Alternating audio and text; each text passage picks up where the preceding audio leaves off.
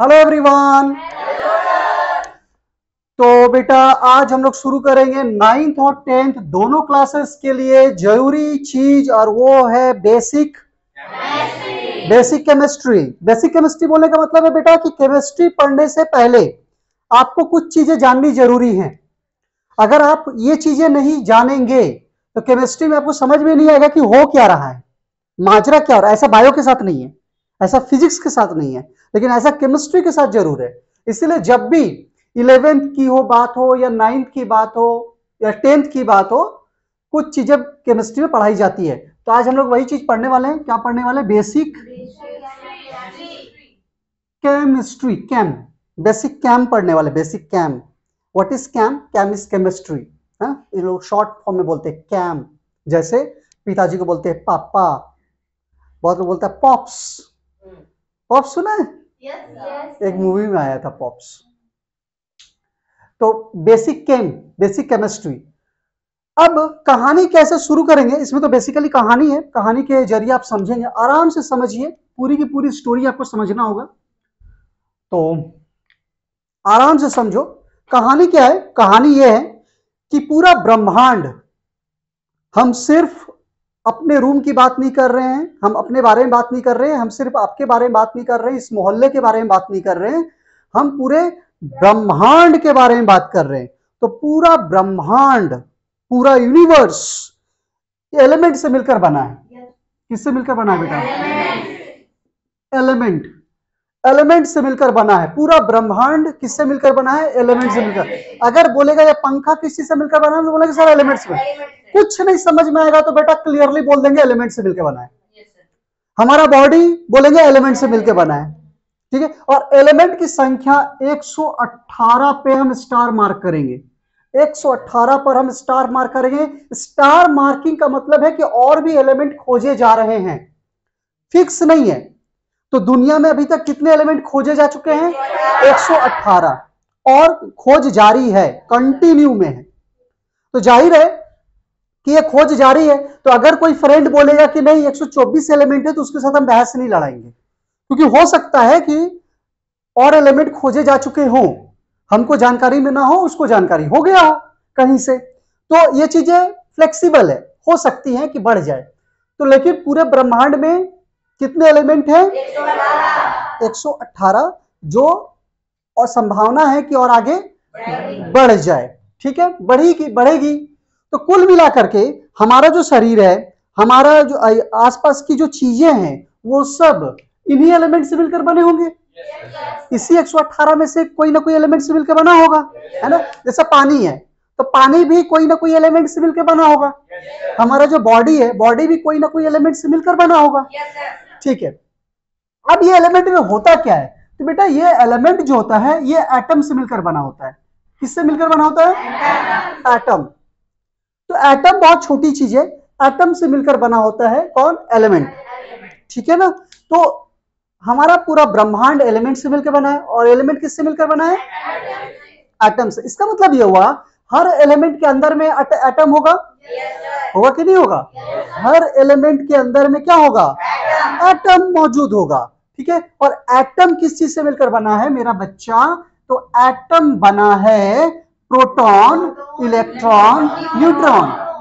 Proton, electron, neutron से मिलकर, ठीक है। इसका मतलब यह हुआ कि जितने भी एलिमेंट हैं वो सब प्रोटॉन, इलेक्ट्रॉन और न्यूट्रॉन उसके अंदर मौजूद है। यानी एटम, एलिमेंट के अंदर में एटम मौजूद है, और एटम में मौजूद है। बात समझ में आ रही है? इसका मतलब यह हुआ कि अगर कोई पूछेगा हमारा शरीर किस चीज से मिलकर बना है, तो बोलेगा कि मेरे शरीर के अंदर में प्रोटॉन, इलेक्ट्रॉन, न्यूट्रॉन मौजूद है भाई। हाँ कि ना? समझ में आ रही है? क्योंकि बिना प्रोटॉन, इलेक्ट्रॉन, न्यूट्रॉन का एटम नहीं होगा, और बिना एटम का एलिमेंट नहीं होगा। ये बातें घुस रही है आपको? ठीक है। तो बहुत छोटी पार्टिकल है, तो प्रोटॉन, इलेक्ट्रॉन और ये बातें आपको समझ में आ रही हैं? यहां तक समझ में आई? चलो अब आगे बढ़ते हैं। अब दो तीन बातें, बहुत डिटेल्स में नहीं, बहुत आराम से बात करेंगे ताकि आपको मोटा मोटी बात समझ में आ जाए। तो ये प्रोटॉन, इलेक्ट्रॉन, न्यूट्रॉन में, प्रोटॉन और न्यूट्रॉन ये जो है, प्रोटॉन और न्यूट्रॉन ये प्रोटॉन और न्यूट्रॉन ये एक साथ मौजूद होते हैं। इन तीनों में प्रोटॉन और न्यूट्रॉन एक साथ मौजूद होते हैं। इनको कोई लेना देना नहीं होता है बाहरी दुनिया से, कोई भी लेना देना नहीं होता है। तो प्रोटॉन और न्यूट्रॉन एक साथ मौजूद होते हैं, और इस घर को, जहां पर प्रोटॉन और न्यूट्रॉन एक साथ रहते हैं, उस घर को बोलते हैं बेटा न्यूक्लियस। क्या बोलते हैं? पक्का? न्यूक्लियस। ठीक है। अब रहा बात कौन? इलेक्ट्रॉन। इलेक्ट्रॉन होता है शरारती। इलेक्ट्रॉन जो होता है वो क्या होता है? वो उसको घर से निकाल दिया जाता है। तो जब घर से निकाल दिया जाता है तो इलेक्ट्रॉन क्या करता है? इलेक्ट्रॉन जो है वो न्यूक्लियस के चारों ओर चक्कर लगाता है, भैया हमको ले लो, हमको घर के अंदर आने दो, दोबारा हम बदमाशी नहीं करेंगे। ये बोलता फिरता है कौन? इलेक्ट्रॉन। ठीक है ना। तो आप ऐसे समझो, ये पापा है, ये मम्मी है, और ये बच्चा है, और इसको बदमाशी के कारण घर से निकाल दिया है, और वो बच्चा अपने घर के आसपास घूम रहा है और ये बोल रहा है कि हम तो अपना घर छोड़ के जाएंगे ही नहीं कहीं पे। चीज समझ में आ रही है? तो इलेक्ट्रॉन क्या करती है? न्यूक्लियस के चारों ओर घूमती है, राउंड लगाती है। न्यूक्लियस के चारों ओर क्या करती है? राउंड लगाती है, घूमती है। तो याद रखिएगा कि अगर एक जगह से दूसरी जगह जाना हुआ तो प्रोटॉन नहीं जाएगा, एक जगह से दूसरी जगह जाना हुआ तो न्यूट्रॉन नहीं जाएगा, एक जगह से अगर दूसरी जगह जाना हुआ तो कौन जाएगा? क्योंकि मूव कौन कर रहा है? इलेक्ट्रॉन। चारों तरफ घूम कौन रही है? इलेक्ट्रॉन। तो ये जो हम लोग वायर देखते हैं ना, बिजली वाली, स्विच दबाते हैं और वो इलेक्ट्रिसिटी फ्लो करती है, दरअसल उसमें इलेक्ट्रॉन फ्लो करती है। क्या फ्लो करती है? क्योंकि मूव कौन करेगा? इलेक्ट्रॉन। समझ में आया? प्रोटॉन और न्यूट्रॉन तो मूव करेगा ही नहीं, तो मूव कौन करेगा? इलेक्ट्रॉन मूव करेगी। तो इलेक्ट्रॉन जो है वो न्यूक्लियस के चारों ओर क्या करती है? चक्कर लगाती है। ये कॉन्सेप्ट समझ में आ गया आपको? ठीक है। अब इसको इरेज करके आगे बढ़े हम। बेसिक चीजें हटाते हैं, मिटाते हैं उसको।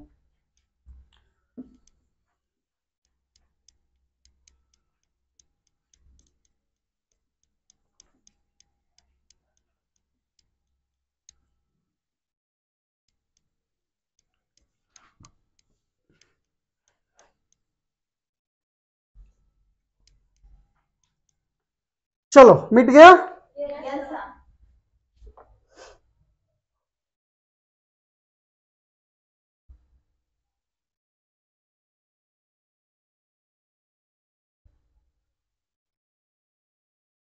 अब मैंने आपको सिखाया, हम आपको क्या सिखाए बेटा? कि पूरा ब्रह्मांड किसी से मिलकर बना है, और एलिमेंट की संख्या कितनी है? मे बी वैरी, वो आगे पीछे हो सकता है, उस पर आप किसी से भी बहस नहीं लड़ाएंगे। ठीक। अब इंपॉर्टेंट क्या है? ये जो एलिमेंट है, अब 118 एलिमेंट है। अब देखो बहुत इंपॉर्टेंट बात आ रही है, 118 एलिमेंट है। अब हम लोग पृथ्वी में इतने लोग हैं, यहां पे इतने लोग बैठे हुए हैं, लेकिन चेहरे देख करके बता सकते हैं ना, ये प्रियांशु है, ये अनीस है, वो ओम है, सबकी अपनी अपनी पहचान है कि नहीं है? लेकिन ये पहचान नहीं है। एक्चुअली में पहचान क्या है? हम लोगों की पहचान क्या है? ओरिजिनल पहचान क्या है? कि हम कौन हैं। जैसे ये प्रियांशु है, तो प्रियांशु का 2 आंखें हैं, 1 नाक है, ये सब है, तो ये सारे तो सबके पास है। तो प्रियांशु की पहचान क्या है? तो प्रियांशु की पहचान है उसकी फिंगरप्रिंट। क्या है बेटा? फिंगरप्रिंट। प्रियांशु की पहचान वो लड़का है वो नहीं है, क्योंकि लड़के तो ढेर सारे हैं। Who is Priyanshu? लेकिन प्रियांशु की जो पहचान है वो है उसका। तो हम सभी की जो पहचान है वो क्या है? हमारा फिंगरप्रिंट, और दूसरा है डीएनए। एक है फिंगरप्रिंट और दूसरा है, ये हमारी पहचान है। पहचान बोलने का मतलब हमारा फिंगरप्रिंट किसी और के साथ मैच नहीं करेगा, हमारा फिंगरप्रिंट किसी और के साथ, हमारा डीएनए किसी और के साथ। समझ में आ रही है? तो हमारा फिंगरप्रिंट इज इंपॉर्टेंट, ये मेरा आइडेंटिटी है, ये मेरा पहचान है। तो जब हम कह रहे हैं कि पूरा ब्रह्मांड जब जो है वो एलिमेंट से मिलकर बना है, तो जब ये एलिमेंट से मिलकर बना है तो इस एलिमेंट की पहचान क्या है? 118 एलिमेंट है। तो कैसे हम 118 एलिमेंट को पहचानेंगे? उन एलिमेंट की पहचान क्या है? तो पहचान है बेटा उसका एटॉमिक नंबर। Atomic number. हर एलिमेंट की पहचान होती है उसकी एटॉमिक नंबर, मतलब परमाणु संख्या। तो एटॉमिक नंबर, और एटॉमिक नंबर का क्या मतलब क्या होता है? एटॉमिक नंबर का मतलब होता है number of proton, number of proton present in, number of proton present in क्या? एटम। आपको मालूम है ना कि एक एटम में क्या होता है? प्रोटॉन होता है, इलेक्ट्रॉन होता है, और यही होता है, प्रोटॉन इलेक्ट्रॉन और न्यूट्रॉन से मिलकर के ये एटम बनता है। तो एटम के अंदर में 3 लोग बैठे होते हैं, एक प्रोटॉन, दूसरा इलेक्ट्रॉन, तीसरा न्यूट्रॉन। अब प्रोटॉन की संख्या कितनी है, इससे किसको पहचान मिलेगा? उस एलिमेंट को। मतलब इलेक्ट्रॉन से हमको लेना देना नहीं, न्यूट्रॉन से भी हमको लेना देना नहीं, हमको किससे लेना देना है? प्रोटॉन से। Proton, number of proton present, proton की संख्या कितनी है, इससे पता चलेगा कि हम किस एलिमेंट के बारे में बात कर रहे हैं। नहीं बुझाया? बुझा गया ना? अगर हम बोले हाइड्रोजन का एटॉमिक नंबर 1 है, हम क्या बोल रहे हैं? हाइड्रोजन का एटॉमिक नंबर 1 है। इसका मतलब यह हुआ कि सर अगर हाइड्रोजन का एटॉमिक नंबर 1 है, इसका मतलब हाइड्रोजन के अंदर में नंबर ऑफ प्रोटॉन 1 है। हाँ कि ना? क्योंकि जितना नंबर ऑफ प्रोटॉन होगा उतना ही उसका एटॉमिक नंबर होगा, और इसी से उसको पहचान मिलेगा। नहीं बुझाया? इसको थोड़ा सा और हम समझाएंगे। तो फिलहाल आप ये समझिए कि हर एलिमेंट की अपनी एक पहचान होती है, और वो पहचान किससे बनेगी? एटॉमिक नंबर से बनेगी। और एटॉमिक नंबर कैसे पता चलेगा हमको? तो नंबर ऑफ प्रोटॉन से। नंबर ऑफ प्रोटॉन कहां पे? Present in atom. तो एटम के अंदर में प्रोटॉन की संख्या कितनी है, इससे पता चलेगा क्या? हमारा एटॉमिक नंबर। और एटॉमिक नंबर का पता चल गया तो हम पहचान लेंगे हम किस एलिमेंट के बारे में बात कर रहे हैं। नहीं बुझाया? पक्का? चलो तो इसको इरेज करें हम, और इसको हाँ जल्दी बेटा।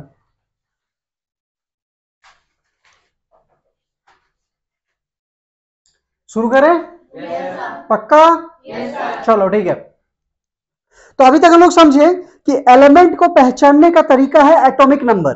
अगर हमको एटॉमिक नंबर पता चल गया तो हम एलिमेंट को पहचान लेंगे कि कौन से एलिमेंट के बारे में बात हो रही है ना? तो हर एक एलिमेंट का अपना अपना एटॉमिक नंबर होगा। पक्का? जैसे हमारे पास अपना अपना फिंगरप्रिंट है, तो हर एक एलिमेंट का अपना अपना क्या होगा?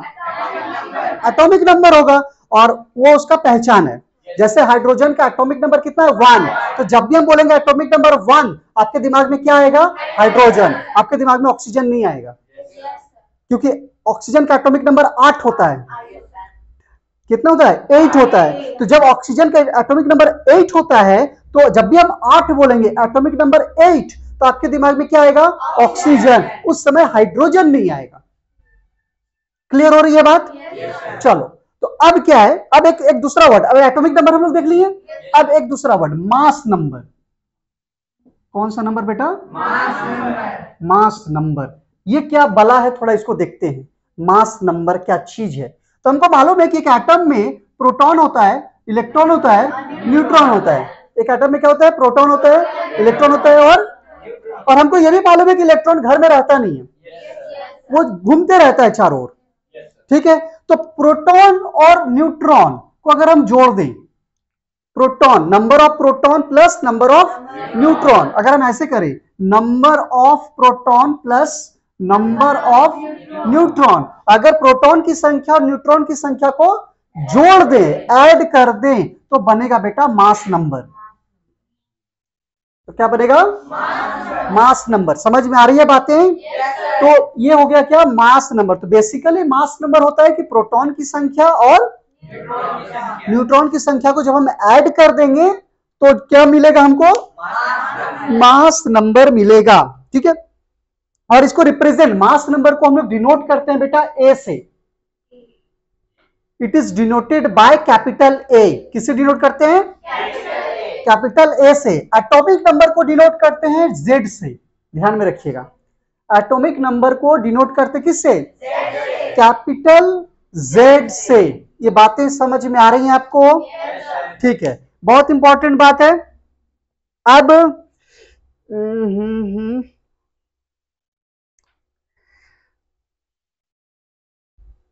अब जैसे अगर बुक में आप देखेंगे तो बुक में ऐसे लिखा हुआ रहेगा, इसको मिटाए हम थोड़ा सा, मिटा देते हैं ना, छोटा सा चीज है, दिमाग में तो रह ही गया होगा। मिटा दू ना, मिटा दू ना, मिटा दू ना।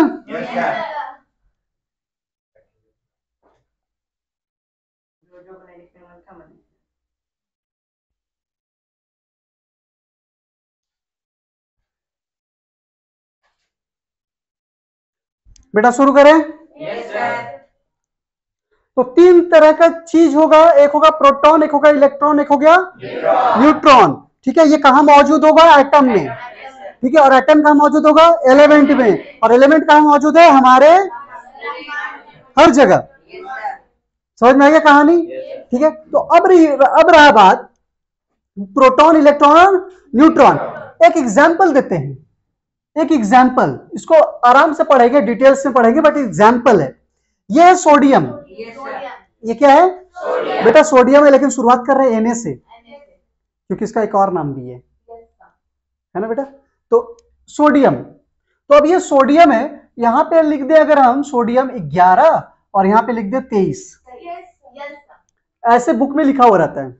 यहां पे लिखा हुआ रहता है 11 और यहां पे लिखा हुआ रहेगा 23।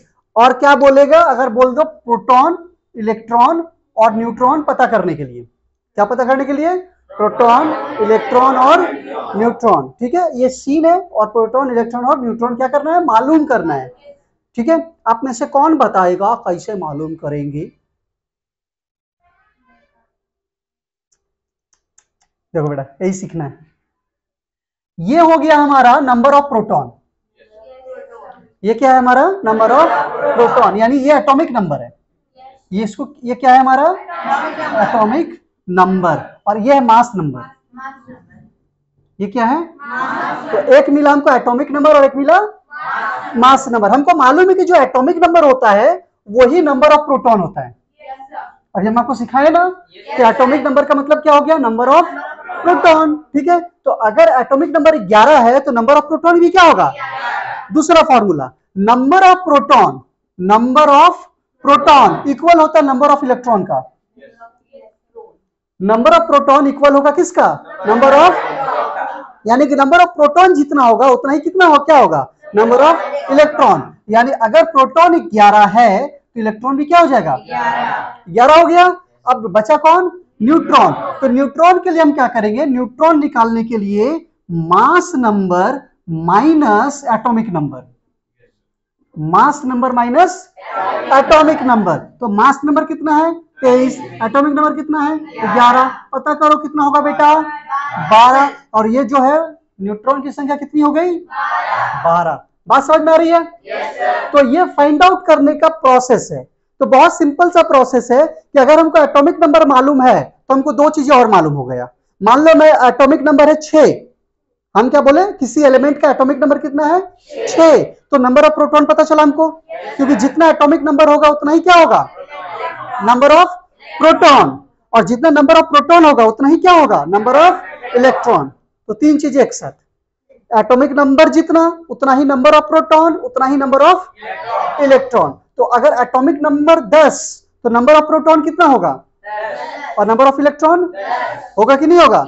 लेकिन नंबर ऑफ न्यूट्रॉन मालूम करने के लिए हमको क्या मालूम होना चाहिए? मास नंबर मालूम होना चाहिए, क्योंकि मास नंबर में से हम एटॉमिक नंबर को माइनस करेंगे तब जाकर हमको पता चलेगा नंबर ऑफ न्यूट्रॉन। नहीं बुझाया? पक्का? नहीं बुझा रहा है? कोई बात नहीं, मैं आपको पेन पेपर में समझा देगा अभी क्लास खत्म होने के तुरंत बाद। तो ये चीजें क्लियर हो गई आपको? चलो ठीक है, तो इसको इरेज करें हम, लिख लेंगे छोटा सा चीजें।